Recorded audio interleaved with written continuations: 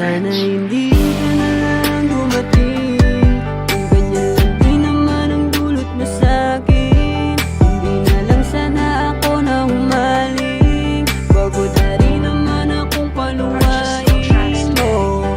Sana hindi na lang dumating, kung ganyan lang din naman ang dulot mo sa'kin. Hindi na lang sana ako na humaling, bago na rin naman akong paluwain.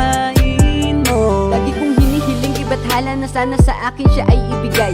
Itagal din bago ko naranasan ng ganitong klase na pakiramdam. Dati kasi kala ko talaga wala na, at sa dulo ay ganun na lang. Subalit hindi ka nakita nung una, kaya parang ako ay nawawalan na pag-asa, kaya gustong sumuko na lang at tuluyang lisanin na lang ang mundong punong-puno ng pagmamahal. Parang hindi ko nararamdaman kung saan-saan ako naganap, ngunit wala, hindi kita matagpuan.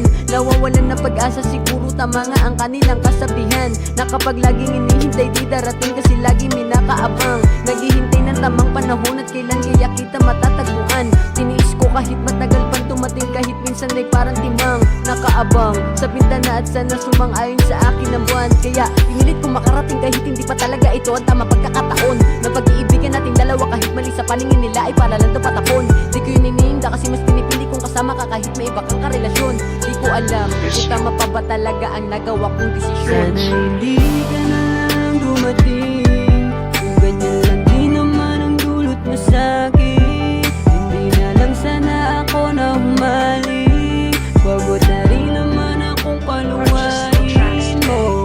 Sana hindi na lang dumating, kung ganyan lang din naman ang dulot mo sa'kin. Hindi na lang sana ako na humaling, bago na rin naman akong paluwain mo. Una pa lang alam ko namang talaga na hindi tayo ang nakalaan sa relasyon na ito. Alam kong isa sa ating dalawa ang masasaktan, pero kahit na ganun lagi mong tandaan na ikaw lang ang tanging mahal.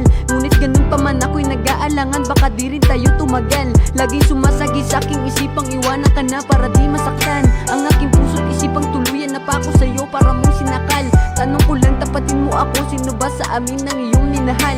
Para hindi na ako masaktan pag nalaman, tatanggapin ko ng bukal. Tama na, ayoko na makipagabulan, napagod na ako sa panahon, parang ako na lang lumalaban na mag-isa, parang tanga nakatingin sa inyong dalawa, sakit yun sa mata.